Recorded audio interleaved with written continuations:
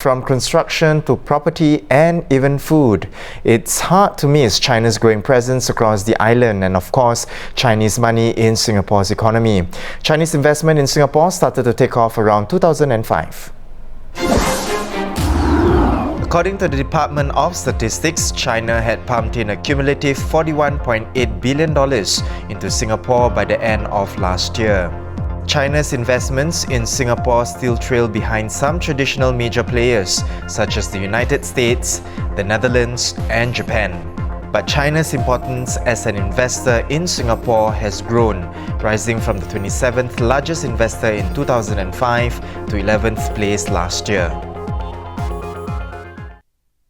Now, to explain more on this, we have senior correspondent Tan Ee Lyn. Welcome, Ee Lyn. Now, Ee Lyn, if you could start us off with this growing Chinese presence here, what does it mean for Singapore? Is it a good sign or is it a bad sign? What does it mean?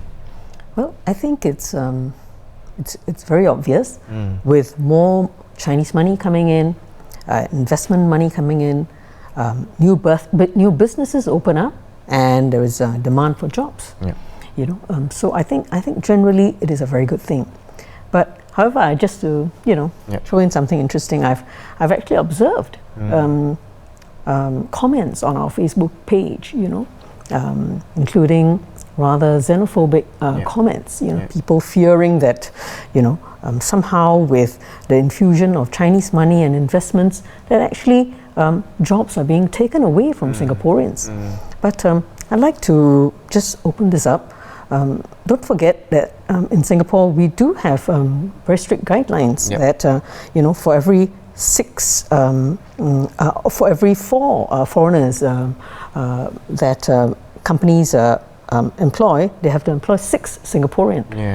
So, and in fact this ratio is actually coming down, so meaning companies will have to employ more Singaporean rather than foreigners. Yes, in the incoming years. And I think it's something that we can learn as well, right? Because in your story, apart from the business aspect of it, you also highlighted the Chinese presence also brings a slew of other social and cultural influences, business ethics as well, good business ethics that we can emulate. More on that.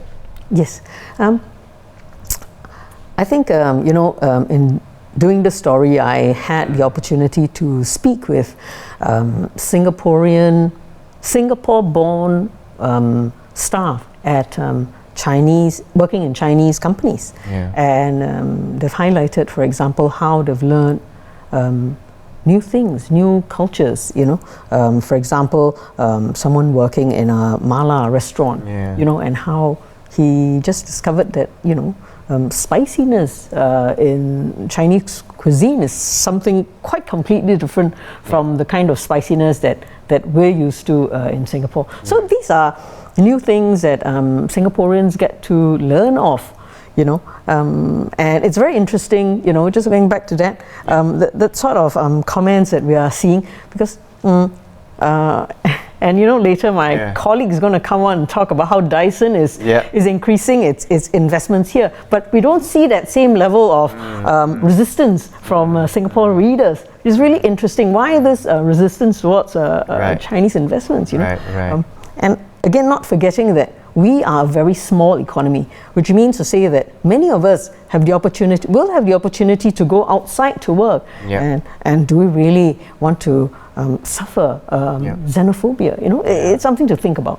It's of course on our end as well. I mean, the roles can be reversed, right? And for us going overseas, it's a kind of we don't want to be faced with such pressure as well.